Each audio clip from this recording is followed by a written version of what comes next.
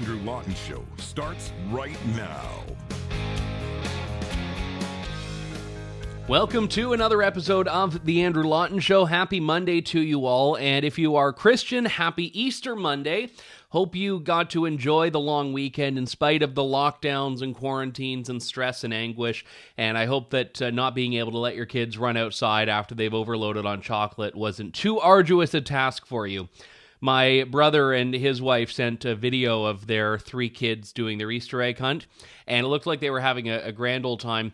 I was exhausted from just watching the video. I didn't even need to be there to just have the overload of energy. So I hope you were able to, if you had kids in the building with you, manage your way through that.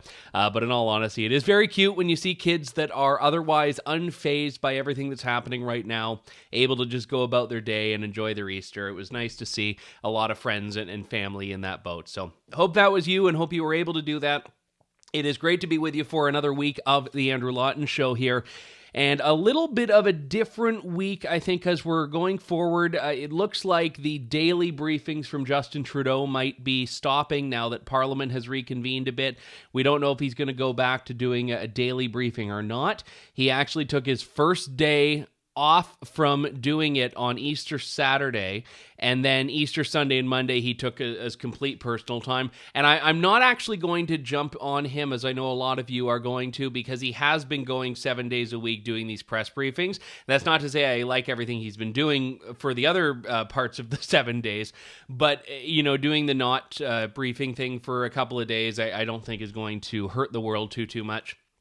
I did want to start off on a bit more of not a personal note, but with a personal story, because I experienced something last week that added a dimension to this that I hadn't been confronted with yet.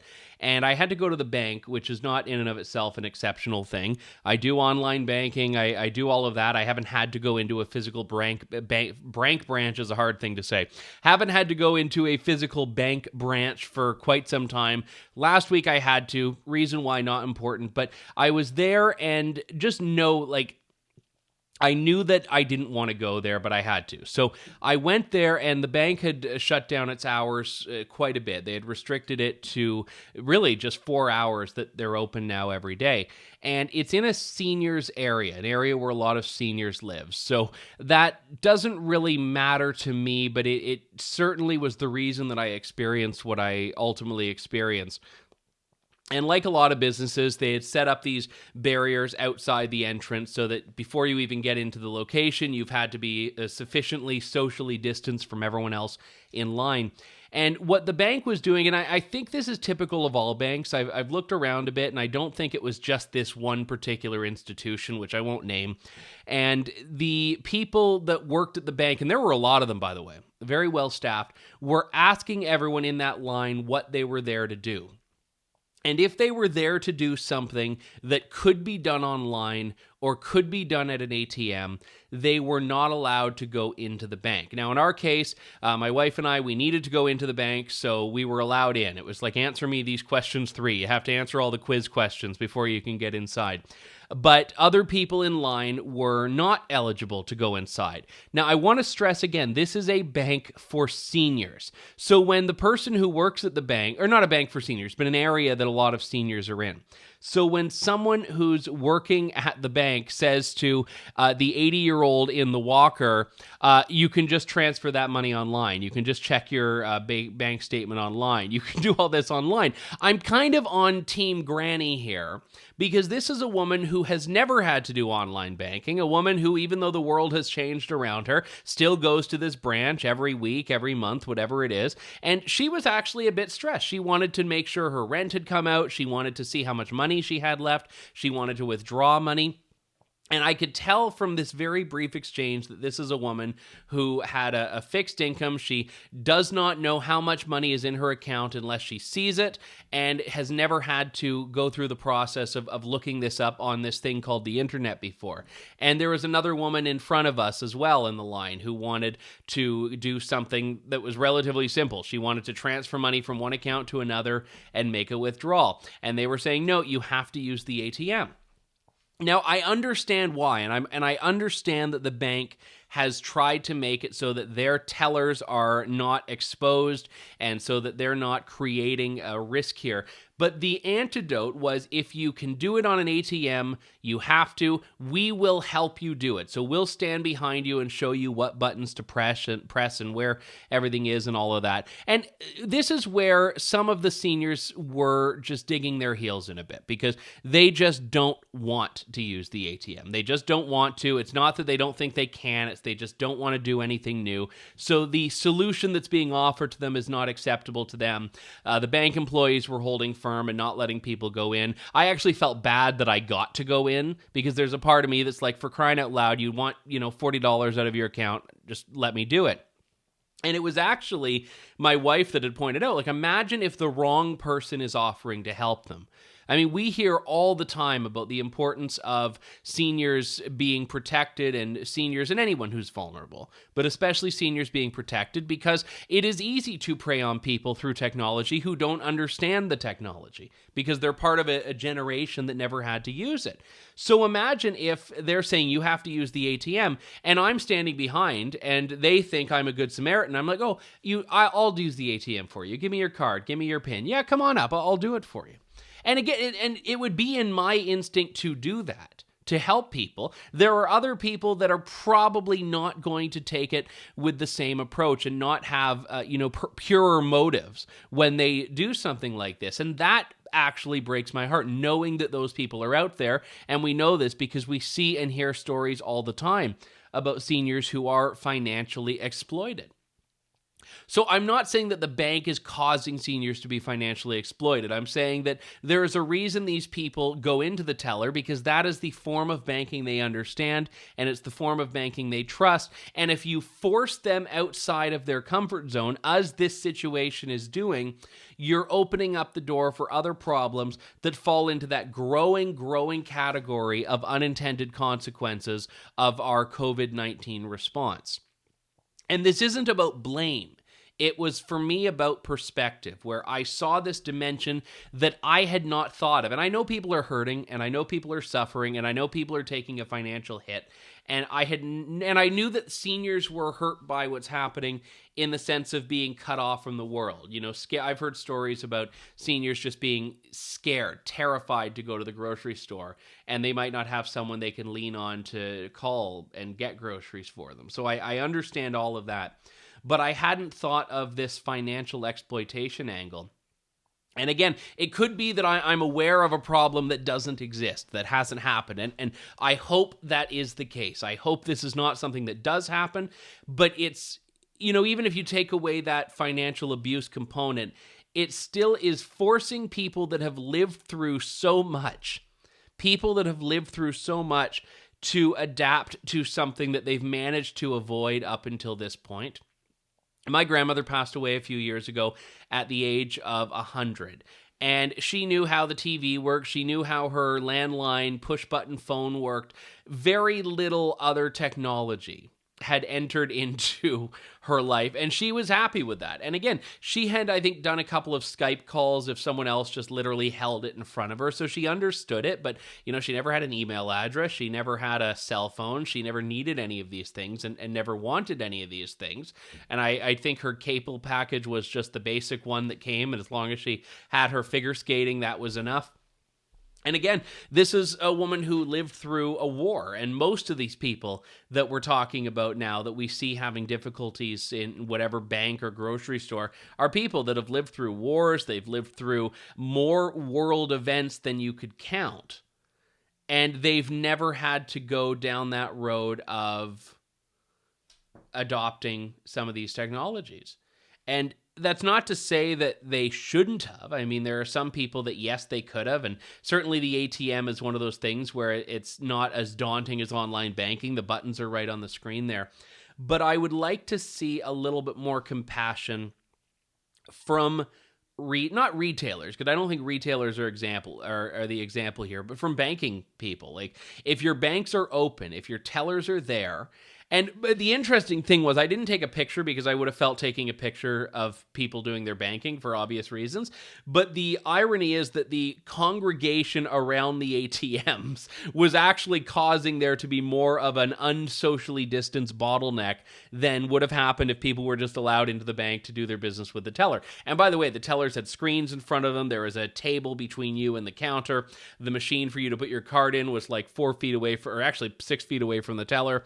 So it's not even like the inside of the bank seemed like all of that risky an environment, and they were wiping down the pin pads between things. But my goodness, like, it was actually worse. The way that they were proposing was the way around it. So I do think that we need to have a level of compassion here. And I go back to what has become a theme on this show in the last however many weeks, which is the growing divide between the stated intentions of certain things and the unintended consequences. And I'm not going to say unintended benefits because they're almost all drawbacks, these things. And, the reason we've been talking about this is because the more we go along with this and the further we go, the more we're seeing is in that column of, we didn't think that was going to happen. I talked last week about the divide between public order and public health and how a lot of the measures that we see coming from law enforcement across Canada and across the Western world more fall into that public order column than public health. Another case over the weekend, an Oakville, Ontario family was hit with an $880 fine for the egregious offense of rollerblading in an empty parking lot. Now, this is on Friday, Good Friday. Todd Nelson took his sons, Liam, Brandon, and Dustin, to the parking lot of Glen Abbey Community Center to go rollerblading. After 45 minutes, a bylaw officer pulled up and told them they had to go. The one guy, the dad, said, "Who are we hurting?" And he then apparently was antagonizing by asking, "Who are we hurting?" Now, these things you always have to take with a grain of salt, because when people say, "I was just polite and asking a question," it could have been they were mouthing off and swearing. So I'm not saying the dad's completely innocent on this exchange with him and the bylaw officer, because I just don't know. But then the bylaw officer said, "Give me your ID." The ticket was $750 plus I think it was like the victim surcharge or whatever. Even though there are no victims to this crime, you have to pay for victims of real crimes. So $880 for violating the emergency order issued by the Ontario government that closed outdoor recreation centers. So again, you are at an empty recreation center. No one else is there. You're with your family. You're properly socially distanced, and the bylaw officer violates the social distance by walking towards you and your family to give you an $880 ticket. Now, interestingly enough, the parking lot had no tape or no pylons telling people not to enter. I would say it's a fairly safe assumption that if something's outdoor, it's not closed off. At the same time, a friend of mine told me over the weekend that they had, I think it was a cousin of theirs, that was ticketed for sitting on a park bench. Sitting on a bench, and the ticket was probably in the same range, $880. So this is exactly what we're seeing more of. Toronto's like, well, we think education's important.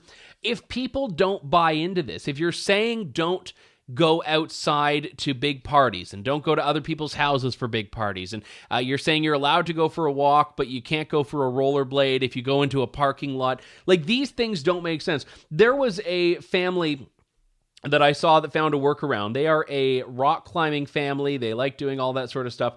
They decided to just create a rock climbing circuit in their kitchen by the looks of it. So if you take a look at the picture, I mean, this is how people can sometimes rise to the occasion and find solutions, even if it is in unlikely places. But they decided they were going to just turn their kitchen into a bit of a rock climbing court.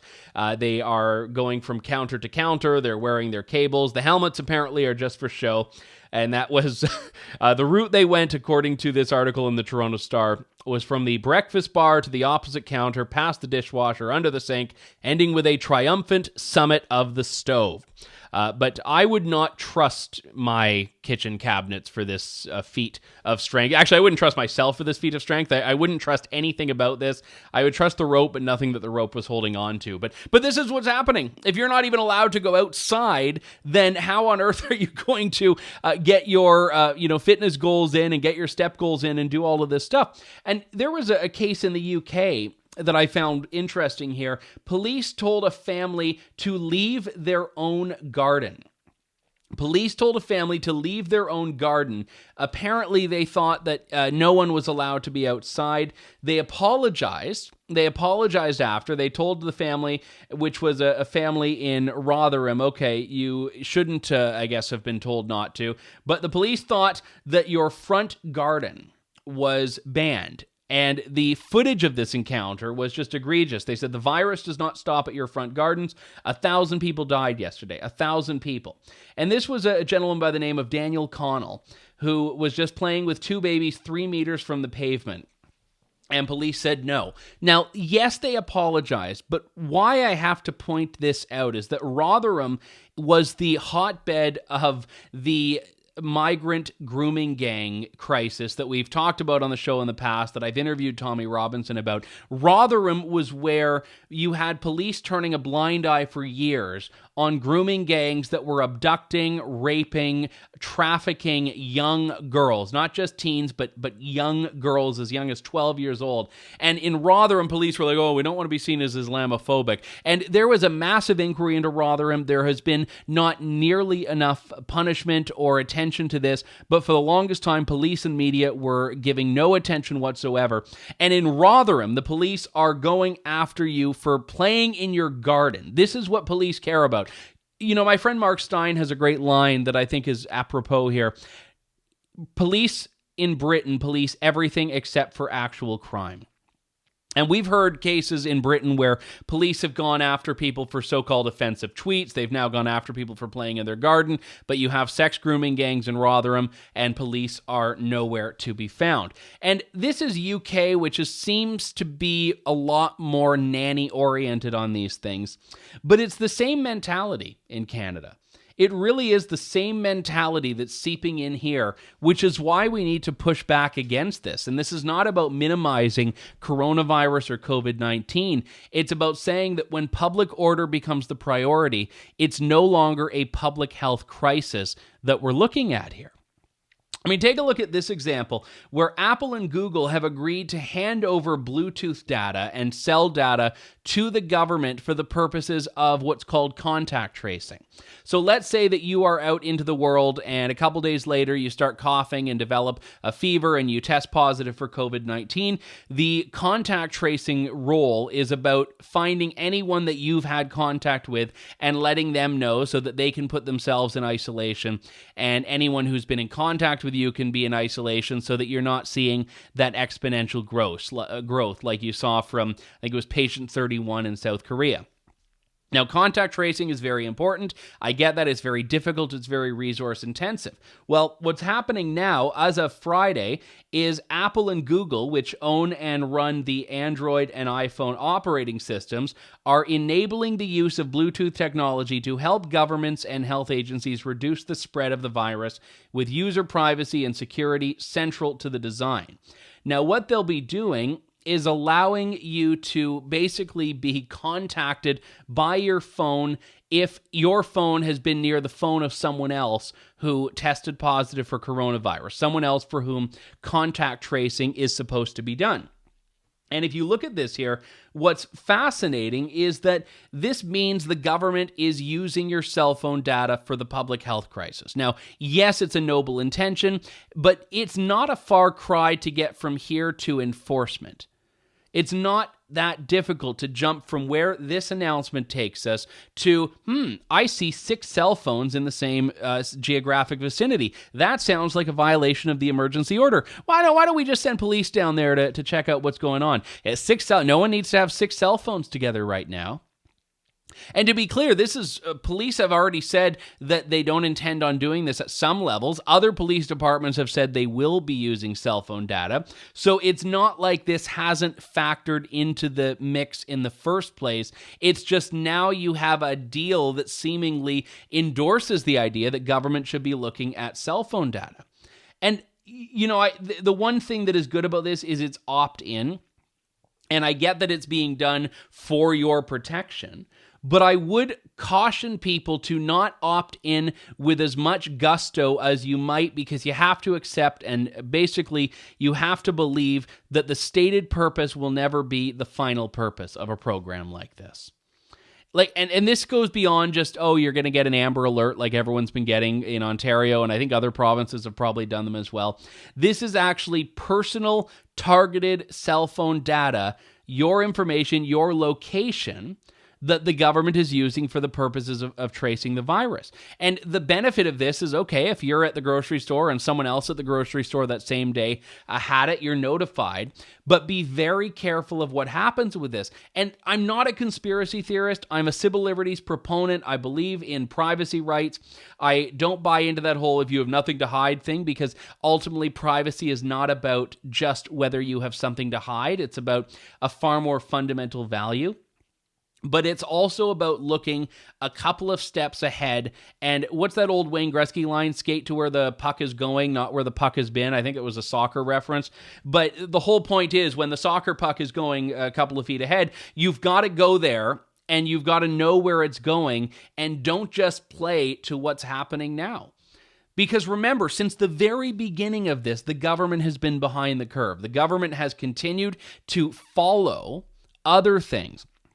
And it's not just about the border, but it's about border shutdown, travel restrictions, emergency wage subsidy, aid packages, all of this. The government has been one place on a Monday. On a Wednesday, they go a couple of steps further. On a Friday, they go a couple of steps further.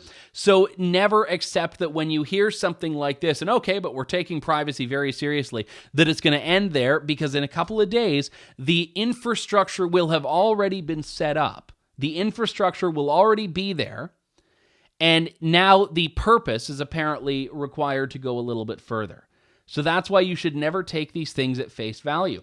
And it's not about distrust in the telecom companies or distrust in the government. Well, it is about distrust in the government.